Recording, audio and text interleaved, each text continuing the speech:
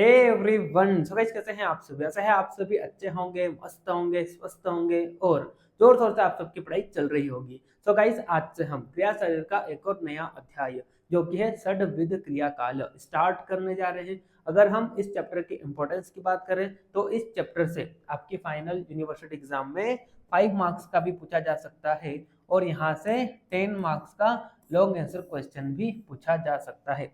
अगर मान लो इस चैप्टर से 5 मार्क्स का शॉर्ट आंसर क्वेश्चन पूछता है तो बार बार एक क्वेश्चन पूछा गया है 5 नंबर में, जो कि है संचय अवस्था का वर्णन कीजिए।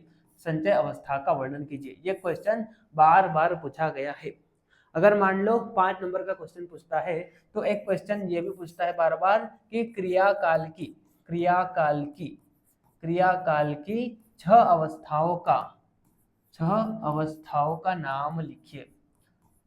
क्रियाकाल की 6 अवस्थाओं का नाम लिखिए, यह क्वेश्चन भी पूछा गया है। ठीक है। और अगर मान लो इस चैप्टर से 10 नंबर का क्वेश्चन पूछता है, 10 मार्क्स का क्वेश्चन पूछता है तो 90% चांसेस है कि आपसे पूछेगा क्रियाकाल का विस्तार में वर्णन कीजिए। ठीक है।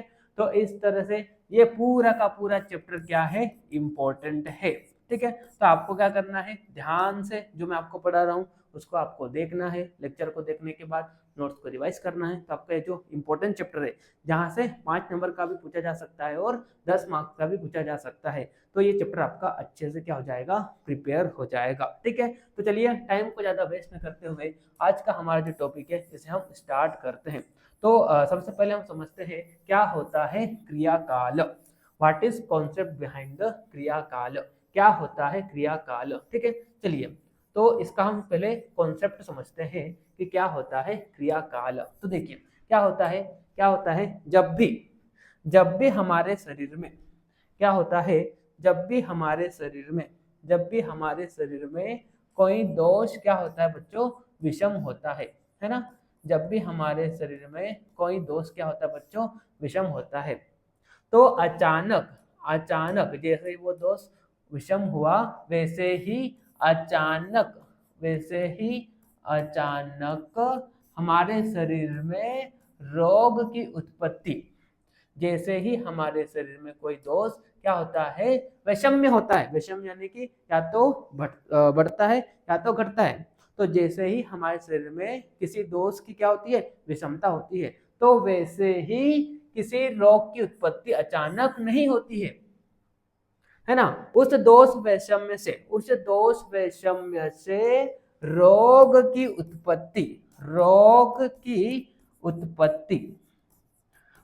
उत्पत्ति होने से पूर्व यह दोष क्या करता है, इस दोष का क्या होता है बच्चों, इस दोष का क्रमिक विकास होता है। क्या होता है, क्रमिक विकास होता है, जिसमें क्या होती है, जिसमें कई अवस्थाएं होती है। जिसमें क्या होती है बच्चों, कई अवस्थाएं होती है। जैसे कि आचार्य सुश्रुत ने इस दोष वैषम्य के बाद इसका जो क्रमिक विकास होता है इसकी 6 अवस्थाएं बताई है। कौन कौन सी है, तो पहली तो है क्या, संचय अवस्था। यानी कि जब कोई दोष विषम होता है तो उसके बाद वो पहली अवस्था यानी कि संचय अवस्था में जाता है। संचय में क्या होता है, संचय में दोष अपने ही स्थानों में क्या होता है, इकट्ठा होने लगता है। ठीक है। फिर ये दोष संचय अवस्था से दूसरी अवस्था यानी कि प्रकोप अवस्था में जाता है। प्रकोप अवस्था में क्या होता है, दोष अपने स्थानों में बढ़ने लगता है। ठीक है। तीसरा, प्रकोप के बाद दोष कौन सी अवस्था में जाता है, प्रसर अवस्था में जाता है। प्रसर अवस्था में क्या होता है, प्रसर अवस्था में दोष अपने स्थान से शरीर के अन्य स्थानों में जाने लगता है। ठीक है। उसके बाद प्रसर अवस्था के बाद चौथी अवस्था आती है स्थान अवस्था, है ना, स्थान अवस्था। ठीक है। स्थान अवस्था में क्या होता है, स्थान अवस्था में दोष क्या होता है, शरीर के किसी कमजोर अंग में जाकर क्या होता है, अपना स्थान ले लेता है। ठीक है।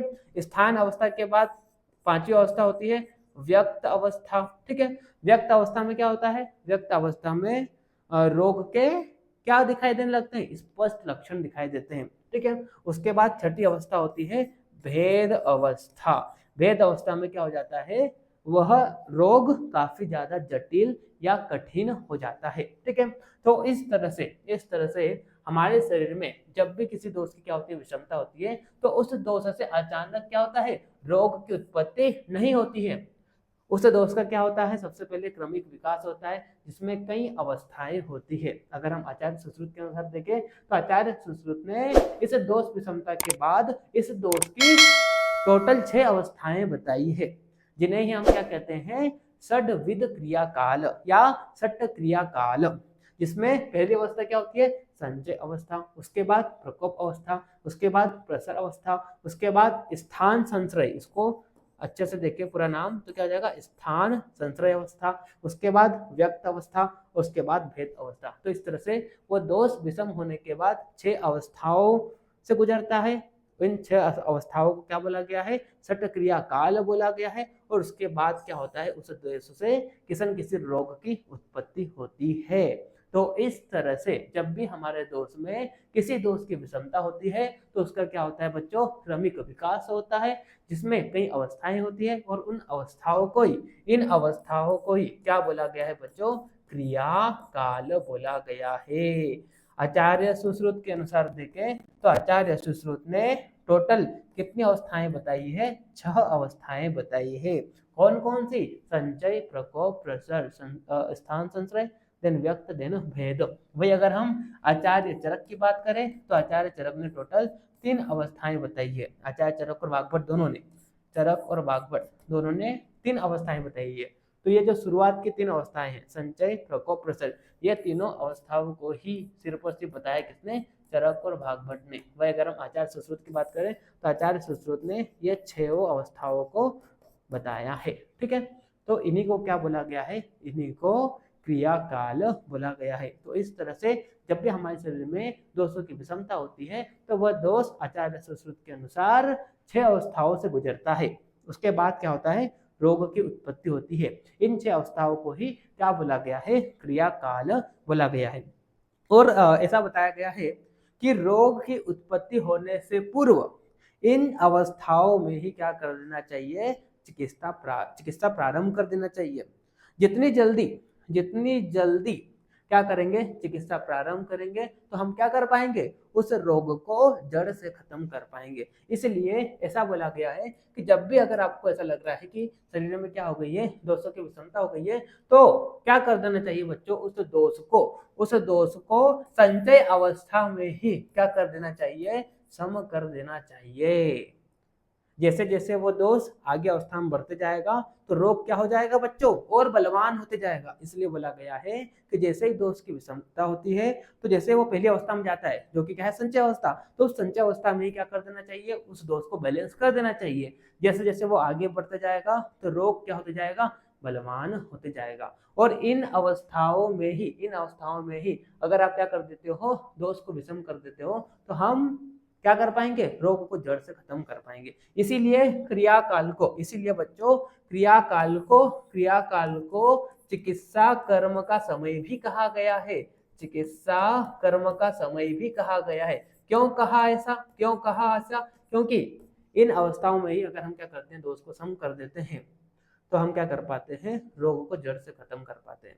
तो एक प्रकार से ये अवस्थाएं जो है चिकित्सा करने का समय भी है ना। इसीलिए क्रियाकाल को चिकित्सा कर्म का समय भी कहा गया है। यहाँ पर ये जो क्रिया है, क्रिया का मतलब किससे लिया गया है, चिकित्सा कर्म, और काल का मतलब किससे लिया गया है, समय। ठीक है, तो इस तरह से क्या होता है क्रियाकाल। तो अगर हम शॉर्ट में देखें तो क्या हो जाएगा, जब भी हमारे शरीर में दोषों की विषमता होती है तो वो दोष क्या होता है, उस दोष का क्या होता है बच्चों, क्रमिक विकास होता है, जिसकी कई अवस्थाएं होती है। आचार्य सुश्रुत ने टोटल 6 अवस्थाएं बताई है। कौन कौन सी, संचय, प्रकोप, प्रसर, स्थान संश्रय, व्यक्ति, और उसके बाद क्या हो जाएगा, भेद। ठीक है, तो इस तरह से क्या होता है बच्चों, 6 अवस्थाएं होती है। ठीक है, और इन 6 अवस्थाओं को ही क्या बोला गया है, षट क्रिया काल। और इन 6 अवस्थाओं में ही क्या कर देना चाहिए, हमको चिकित्सा प्रारंभ कर देना चाहिए। जितनी जल्दी हम क्या करेंगे, चिकित्सा को प्रारंभ करेंगे, उतना जल्दी हम क्या कर पाएंगे, रोगों को जड़ से खत्म कर पाएंगे। जैसे जैसे दोष आगे अवस्था में जाते जाएगा तो वो रोग क्या हो जाएगा, बलवान हो जाएगा। इसीलिए ये जो अवस्था है इनको चिकित्सा कर्म का समय भी कहा गया है। ठीक है, चलिए, तो ये क्या है, ये क्या है, this is the concept behind क्रियाकाल। ठीक है, चलिए अब नोट्स में देख लीजिए, तो क्या होता है क्रियाकाल, क्या होता है क्रियाकाल, है ना, क्या होता है क्रियाकाल, है ना। तो देखिए यहाँ पे क्रिया का अर्थ है चिकित्सा और काल का अर्थ क्या होता है, समय। इस प्रकार क्रियाकाल का अर्थ क्या हो जाएगा, चिकित्सा करने का समय। क्योंकि ये जो 6 अवस्थाएं ऊपर हमने देखी, इन 6 अवस्थाओं में ही अगर आप क्या करते हो, इन 6 अवस्थाओं में ही अगर आप क्या करते हो बच्चों, चिकित्सा प्रारंभ कर देते हो, चिकित्सा प्रारंभ कर देते हो, तो हम क्या कर पाएंगे, रोग को जड़ से खत्म कर पाएंगे। इसीलिए यह जो क्रियाकाल है इसे क्या कहा गया है, चिकित्सा करने का समय भी कहा गया है। ठीक है, अर्थात व्याधि की विविध अवस्था में प्राप्त चिकित्सा के अवसर को ही क्या कहते हैं, क्रियाकाल कहते हैं। ठीक है, चलिए फिर आगे बढ़ते हैं। आगे यहाँ पे क्या बोला, सट क्रियाकाल। तो आचार्य सुश्रुत ने 6 अवस्थाओं का वर्णन किया है, जैसे कि मैंने आपको ऊपर बताया था। आगे यहाँ पे श्लोक भी दिया गया है, कौन कौन सी वो अवस्थाएं हैं, तो पहला है संचय, दूसरा प्रकोप, तीसरा प्रसर, चौथा स्थान संश्रय, पांचवा व्यक्ति और छठा भेद। ठीक है, तो इस तरह से टोटल 6 अवस्थाएं होती है। ठीक है, और आचार्य सुश्रुत ये बोलते हैं कि जो व्यक्ति इन 6 अवस्थाओं को क्रम से जानता है तो वही क्या कहलाता है, चिकित्सक या चिकित्सक कहलाता है। ठीक है, चलिए फिर आगे बढ़ते हैं। आगे यहाँ पे क्या बोला, तो देखिए यहाँ पे क्या बोला, यहाँ पे जो चिकित्सक दोषों की संचय, प्रकोप, प्रसर, स्थान संश्रय, व्यक्त अवस्था, भेद अवस्था को जानता है वही सफल चिकित्सक कहलाता है। ठीक है, चलिए आगे यहाँ पे क्या बोला, ये सभी रोगों की उत्पत्ति की अवस्थाएं हैं, है ना, और इन अवस्थाओं में जितनी जल्दी चिकित्सा की जाती है उतनी ही आसानी से रोगों की शांति होती है। तो जैसे कि मैंने आपको पहले भी बोला था कि जब क्या होता है, दोष विषम होता है, उसके बाद इन 6 अवस्थाओं में जाता है। ठीक है, तो इन 6 अवस्थाओं में ही हमको क्या कर देना चाहिए, चिकित्सा प्रारंभ कर देनी चाहिए, है ना। चलिए फिर आगे बढ़ते हैं। आगे यहाँ पे क्या बोला, आगे यहाँ पे उस चीज को बताया गया है कि संचय अवस्था में ही हमको क्या कर देना चाहिए, चिकित्सा प्रारंभ कर देना चाहिए।